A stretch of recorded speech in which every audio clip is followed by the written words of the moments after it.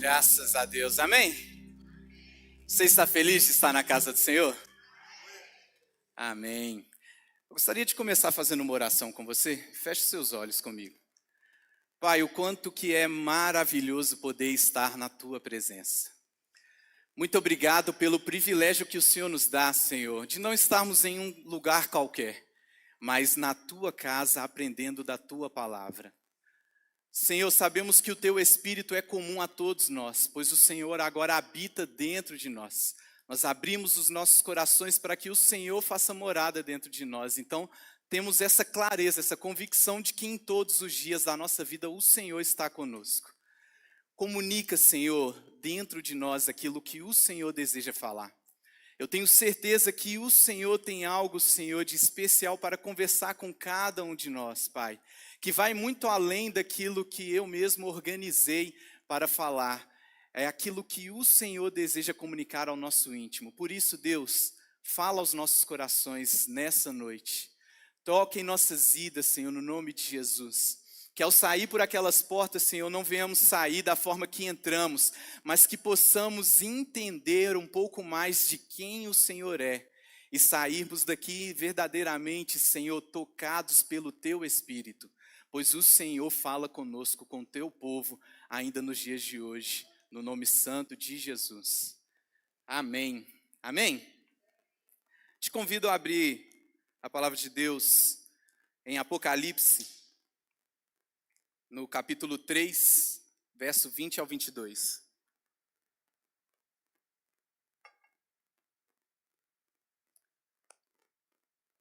Apocalipse 20, 3, do 20 ao 22.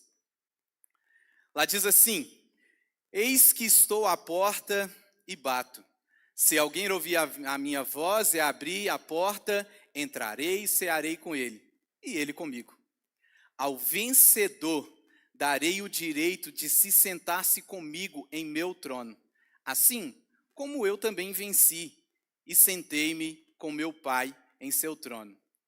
Aquele que tem ouvidos, ouça o que o Espírito de Deus diz às igrejas. Amém? Eu não sei se você passou por esse período, mas a minha infância, quando a gente falava do livro de Apocalipse, ele era o livro de terror da Bíblia. A gente não queria nem abrir. Eu, por exemplo, às vezes tinha até medo de ler algumas coisas ali, porque é tanta besta, é tanto coisa estranha que vai aparecendo, né? A grande verdade é que o livro de Apocalipse, por muitos ainda, ele é tratado como talvez de uma forma errônea, talvez eles enxerguem ele de uma forma errada. Eu enxerguei ele durante muito tempo como um livro do fim do tempo. Você quer falar dos fins do tempo, vai ler Apocalipse. Mas a grande verdade é que Apocalipse, quando você vai pegar a tradução da palavra, não quer dizer fim dos tempos, mas sim revelação. E meditando no livro de Apocalipse, nesses últimos tempos, eu comecei a questionar a Deus. Deus, se o livro significa revelações, o que o Senhor deseja revelar através desse livro? Porque são muitas figuras figuras até místicas que a gente vê dentro desse livro, e às vezes fica complexo de entender. Não sei se sou só eu, mas é um livro desafiador de se ler. Não é aquele livro que você abre, isso quer dizer isso. Porque muita coisa ali, muitas pessoas têm N vertentes com relação ao Apocalipse. Na verdade, se eu fizesse uma enquete entre nós aqui e perguntasse quais são as coisas que você lembra aí de Apocalipse, aí muitos vão lembrar de taças sendo derramadas, vão lembrar de anjos com inúmeros olhos, vão lembrar de bestas que saem do mar, anticristo, vão lembrar de um bocado de coisa. Só que, meditando no livro de Apocalipse, eu parei para poder analisar um pouco o que Deus está escrevendo às igrejas. Ele começa o texto fazendo ali um prelúdio, né? E aí depois ele fala que estava no dia do Senhor e recebeu uma revelação. E ali ele começa a escrever as 7 igrejas da Ásia contemporâneas ali de João. E quando ele vai escrever a essas igrejas, ele na verdade ele é bem duro, porque ele não se limita a simplesmente elogiá-los. Ele fala exatamente o que estava acontecendo com cada uma daquelas igrejas. E começa a relatar, igreja por igreja, os problemas que ela tinha, mas no final, ele sempre vem com esse termo: ao que vencer, eu darei algo. Ao que vencer, acontecerá algo com ele. Então, por mais que muitos julguem o livro de Apocalipse como o livro que relata como que vai ser o final dos dias, e na verdade isso não é uma mentira, ele, mais do que isso, Deus está usando ali o apóstolo João para falar aos nossos corações sobre o que nós devemos fazer na nossa vida nesses fins. Às vezes nós nos ligamos mais a essas figuras de apontar quem que vai ser esse anticristo, como que ele vai vir, o que ele vai fazer, e esquecemos dessa parte das promessas que Deus está relatando ali no decorrer do livro.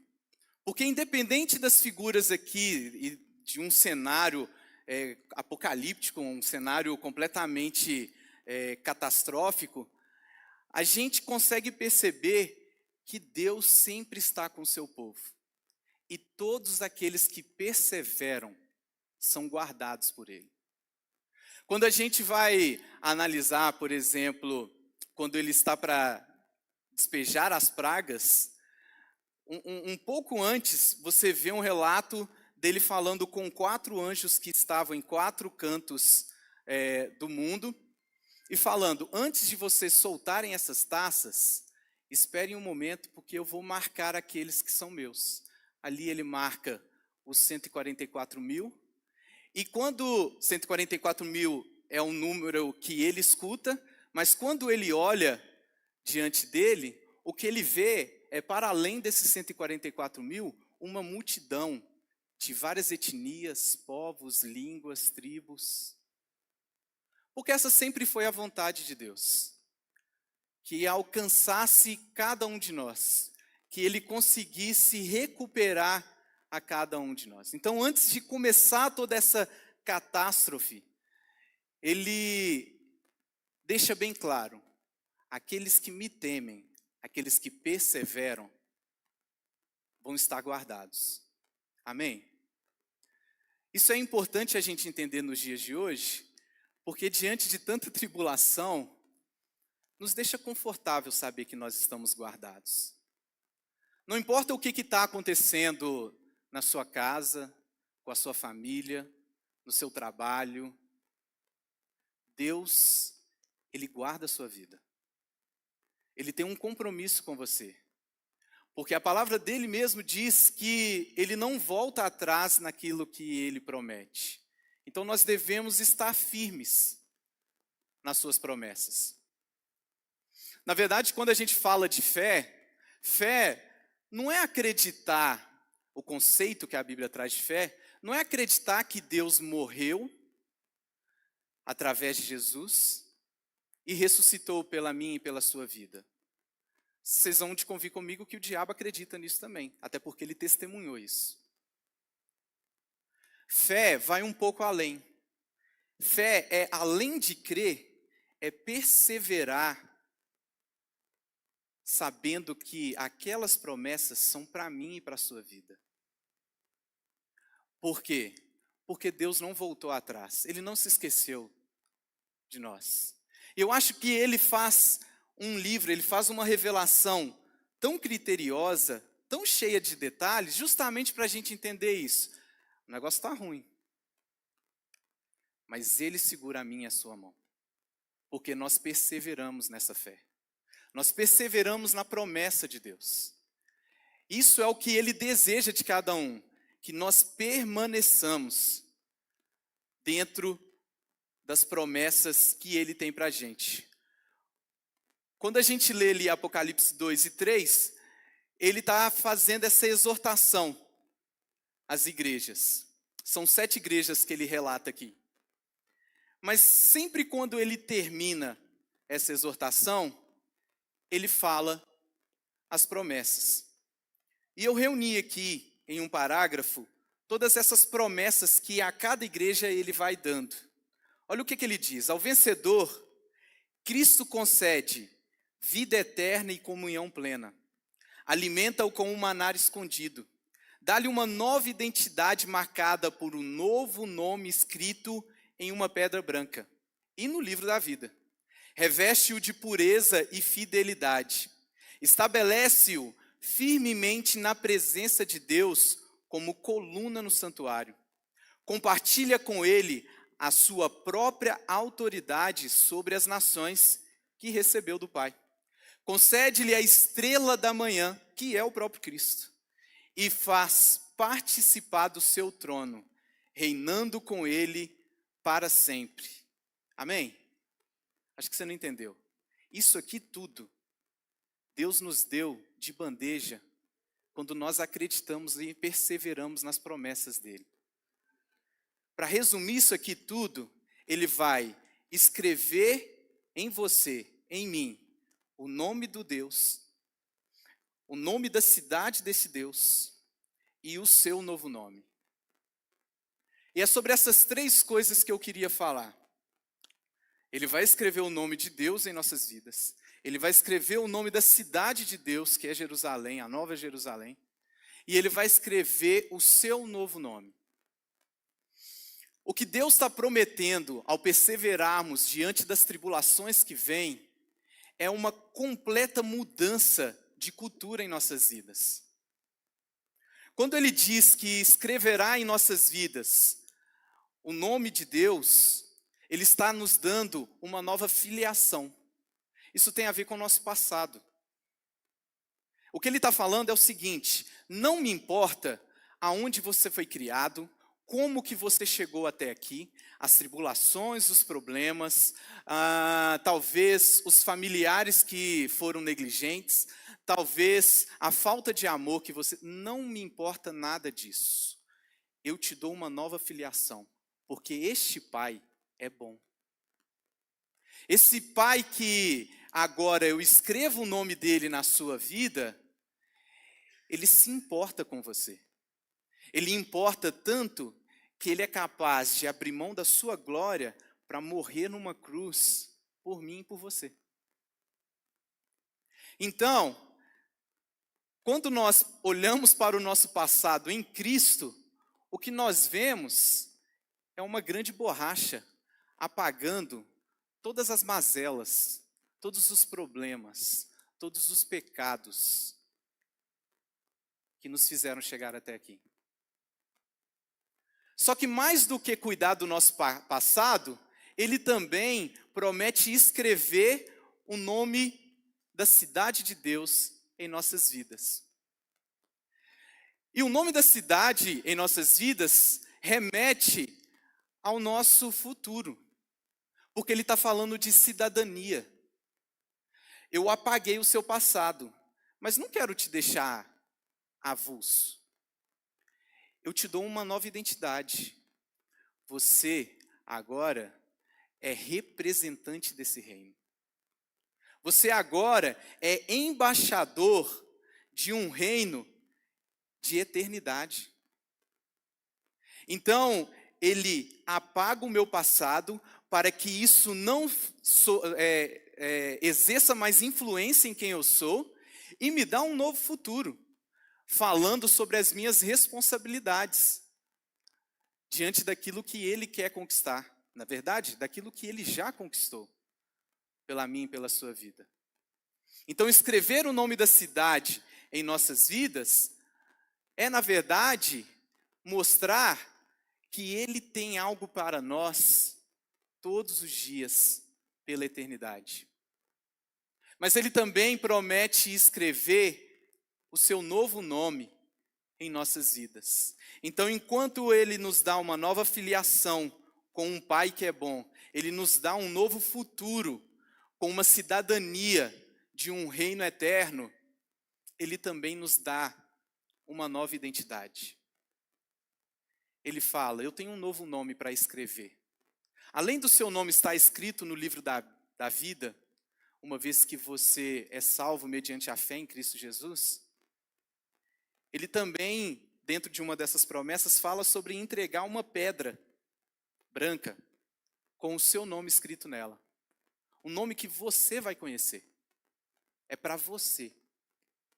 Ele está falando sobre te entregar uma nova identidade. Ele está falando sobre mudar por completo a sua vida. Então, quando nós olhamos para as promessas de Apocalipse, nós não estamos falando das promessas para aqueles que vão ficar aqui na grande tribulação, ou as promessas daqueles que não participaram do arrebatamento.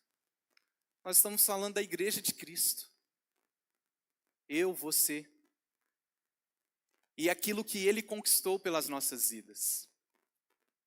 Agora faça um momento de reflexão aí. Será que você realmente tem vivido essa nova vida? Você entende o Pai que você tem?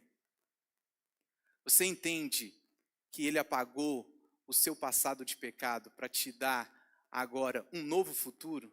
Uma nova cidadania? Você entende que agora as coisas os julgos que colocaram, os rótulos que colocaram sobre a sua vida, já não fazem mais parte da sua vida? Porque Deus te deu um novo nome, que só você vai conhecer? Às vezes nós não condizemos com isso. E é por isso que João, ele é tão severo. Na verdade não é severo, ele é tão claro em expor o que aquelas igrejas estavam fazendo naquele período. Eu acho esse texto muito pertinente para esse tempo de agora, porque nós estamos no penúltimo culto do ano. Na quarta-feira, como já foi dito, a gente vai ter o culto de virada, que começará no ano de 2025 e termina no ano de 2026. Nós vamos ter esse último culto. E é geralmente em final de ciclos que nós começamos a analisar o que nós fizemos. Por exemplo, quando a gente pega as cartas e vemos tudo aquilo que a gente escreveu, a gente tem aquele momento de túnel do tempo, né? Você volta lá atrás e fala, nossa, eu estava pensando nisso quando eu escrevi essa carta aqui. Nossa, e não é que isso aqui eu até me esqueci, nem... É uma oportunidade maravilhosa para a gente ver o que aconteceu, mas não pelo que aconteceu, mas porque geralmente nós nos apoiamos nisso para poder projetar aquilo que nós vamos fazer no próximo ano. E eu não vejo problema nenhum em a gente traçar planos para o ano que se inicia. O grande problema é quando nós traçamos planos e até mesmo colocamos Deus nos nossos planos. Mas Ele fica só nos planos. O que eu tenho para te dizer nessa noite é que Deus, Ele quer sair do papel que você escreve para estar na sua vida diariamente. Ele quer ser muito mais do que um plano do que você almeja conquistar, para de fato conquistar as coisas que você deseja ao seu lado. Então, que nesse momento que nós temos de analisar aquilo que passou e projetar a nossa vida, sim, nós coloquemos o Senhor dentro desses planos, mas que Ele não fique nos planos. Que Ele faça parte da construção e da conquista de cada uma dessas vitórias que nós almejamos. Porque é para isso que Ele morreu por você. Porque pense bem, se Cristo morre numa cruz apenas para te levar para o céu, no momento que você se arrepende e entende quem é Ele, já está acabado. Você já podia ir morar com ele. Mas isso é apenas o começo da nossa jornada. O que ele deseja agora é construir toda uma nova história com você. O momento de conversão, por exemplo, de Paulo é extraordinário. Como que ele tem a experiência com Deus, como que o anjo do Senhor aparece para ele e tudo aquilo que acontece. Só que mais extraordinário do que aquela experiência que ele tem com o Senhor é a história que Deus escreve através da vida dele. Mais do que nos seus planos, permita que Deus faça parte da sua vida. Ele quer te dar uma nova filiação, Ele quer te dar uma nova cidadania, Ele quer te dar uma nova identidade. Amém? Quando nós olhamos para as 5 igrejas, observe o que elas faziam, mesmo conhecendo ao Senhor. São igrejas estabelecidas. Em meio a essas exortações, ele também exalta algumas coisas que elas faziam de bom. Mas olha só, a igreja de Éfeso, ela vivia uma verdade sem amor. A igreja de Pérgamo vivia um compromisso com o mundo. A igreja de Tiatira vivia com tolerância ao pecado. A igreja de Sardes vivia de aparência, mas sem vida. A igreja de Laodiceia vivia uma mornidão espiritual. Mas tem 2 igrejas entre essas 7 que ele faz um elogio. E é em cima desse elogio que nós devemos nos firmar. Quando ele vai falar para a igreja de Esmirna, que está lá no verso 9, ele diz: conheço as suas aflições, a sua pobreza, mas você é rica. Permanece fiel no sofrimento que há de passar. Quando ele fala para a igreja de Filadélfia, no verso 8, ele diz assim: sei que você tem pouca força, mas guardou a minha palavra e não negou o meu nome. Mais do que olhar para a palavra de Deus com aquilo que Ele pode nos dar, ela nos leva a entender as nossas responsabilidades do que nós devemos fazer, de como nós devemos nos portar. Ele deixa bem claro: eu sei que você tem fraquezas, eu sei que você tem aflições, mas eu me agrado do quanto que você persevera. Agora eu gostaria que você desse mais uma olhada aí para esse ano que passou e analisasse. Tem algum sonho que ficou para trás? Tem alguma conquista que você chegou à conclusão: isso aqui é grande demais, eu vou deixar para lá? A grande verdade é que, pela força dos nossos braços, realmente nós não conseguimos fazer absolutamente nada. Por isso é tão necessário a vinda de Cristo para o nosso mundo, para morrer no nosso lugar e pegar esse fardo, porque era um fardo que nós não dávamos conta de carregar. Só que Ele já está com ele sobre os seus ombros. Você não entendeu? Deus já pegou todas as aflições e levou numa cruz por você. Ele já venceu todo o pecado que você acha que você não tem condições de largar. Ele já superou na cruz toda a rotina que você acha que te engole e que te afasta dele.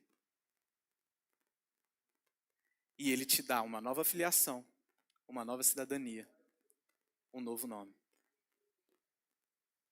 A grande verdade é que nós precisamos olhar para tudo isso e entender: Jesus já conquistou tudo o que nós precisávamos. Olha as promessas que ele falou que nós já temos posse. Você só precisa acessar tudo isso. E não tem uma liturgia, um ritual que você faça para poder alcançar essas coisas. Você precisa entender uma coisa: Cristo morreu pelo seu pecado. Ele garantiu a sua vida eterna com Deus. Essa é a primeira coisa que você precisa entender. Quando você entende isso, você olha para si e começa a falar: poxa, mas eu sou muito pequeno. Realmente você é muito pequeno. Você não é merecedor. Mas Ele te tornou merecedor. Ele te entregou essa chave. A palavra de Deus diz que quando Jesus voltou ao terceiro dia, Ele não voltou de mão abanando. Ele voltou com a chave da vida nas mãos. E Ele compartilhou essa vida conosco. Dentro das promessas, Ele fala que Ele compartilha a autoridade dEle conosco para governar sobre as nações. Isso não é uma promessa para o futuro, isso é uma promessa para hoje. Nós já temos esse poder.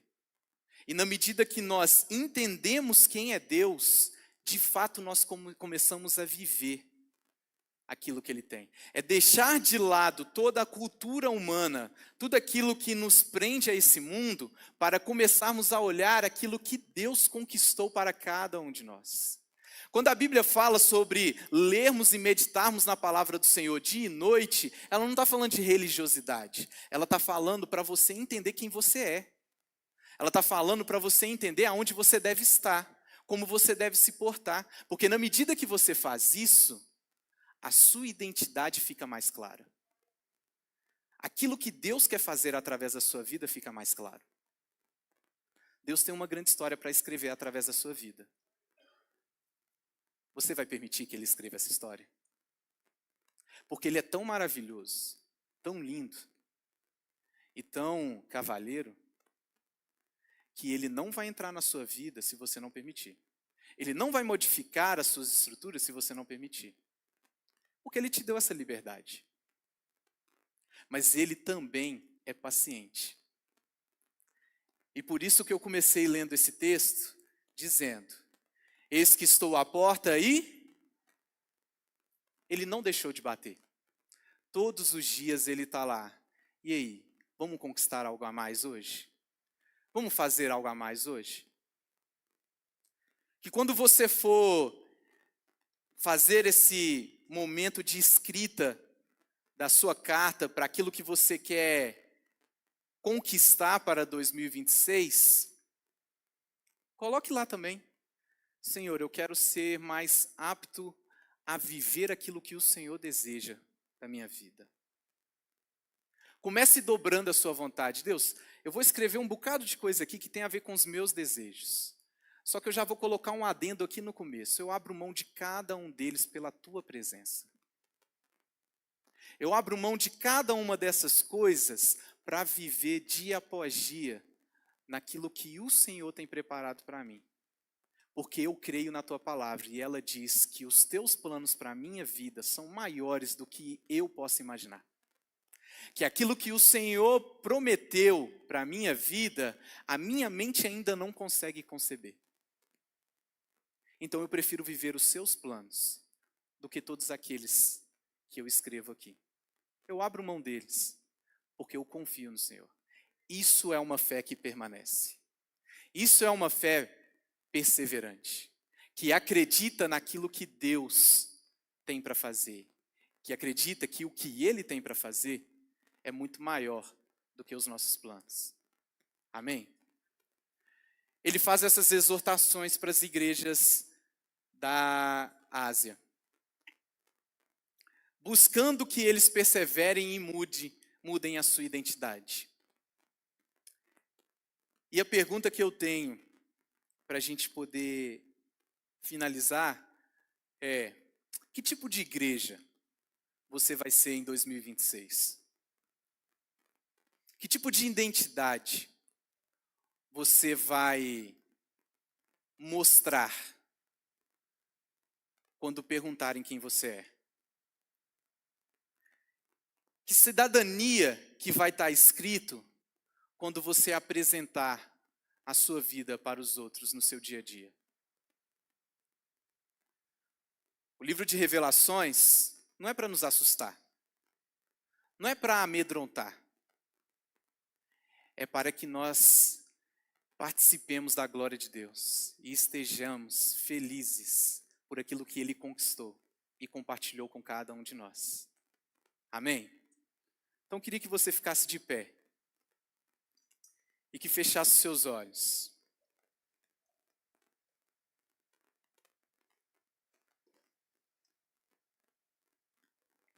Se talvez ainda não ficou claro tudo aquilo que Deus conquistou por você, eu queria te levar lá no início, em Gênesis.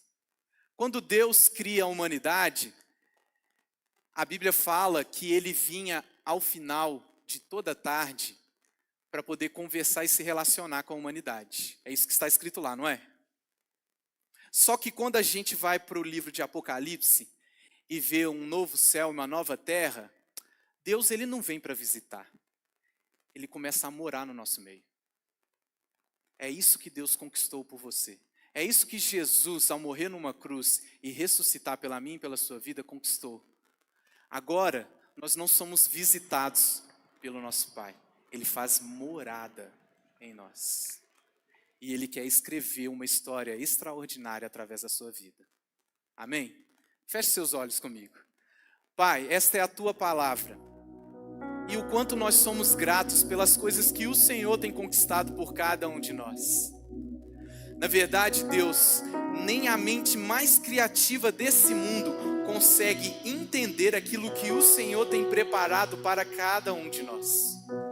Por mais que nós vivamos dia após dia e vamos entendendo as coisas que acontecem em nossa vida, nós ainda não somos peritos para decidir para onde ir e o que fazer. O Senhor tem as palavras de vida eterna. O Senhor tem o poder para transformar as nossas vidas. O Senhor deseja transformar a nossa vida. O Senhor nos dá uma nova filiação. Hoje nós podemos pronunciar: Abba, Pai, o Senhor está conosco. O Senhor nos dá uma nova cidadania. Hoje não somos qualquer um desse mundo, mas sim cidadãos do céu, da Nova Jerusalém, embaixadores do reino eterno de Cristo. O Senhor nos dá um novo nome, uma nova identidade. O nosso passado não tem julgo mais sobre as nossas vidas. Os nossos pecados já não nos condenam mais, porque o Senhor morreu numa cruz e ressuscitou e compartilhou a sua vitória com cada um de nós. Nem se reuníssemos todas as riquezas, Senhor, desse mundo, nós conseguiríamos pagar a grande vitória que o Senhor conquistou por cada um de nós. Mas o Senhor não pede nada em troca. Quando nós ofertamos, quando nós dizimamos, não é em obediência, porque o Senhor será severo se não fizermos isso. Quando separamos, Senhor, parte daquilo que o Senhor tem nos dado, é porque reconhecemos que o Senhor não é Senhor só sobre uma parte daquilo que nós temos, mas sobre tudo. O Senhor é soberano sobre as nossas vidas. Que ao pensarmos no ano que vem, e ao projetarmos, ao planejarmos as nossas vidas, os nossos sonhos, as nossas metas, que em cada uma dessas metas o Senhor esteja conosco, que seja a tua mão firme nos guiando e nos direcionando para alcançar cada um desses sonhos, ou talvez para reconhecer que eles não são o melhor que o Senhor tem para nós, mas que o Senhor tem algo muito maior ainda para cada um de nós. Toma as nossas vidas em tuas mãos, Pai. Fala aos nossos corações, direciona-nos. É o que nós clamamos no nome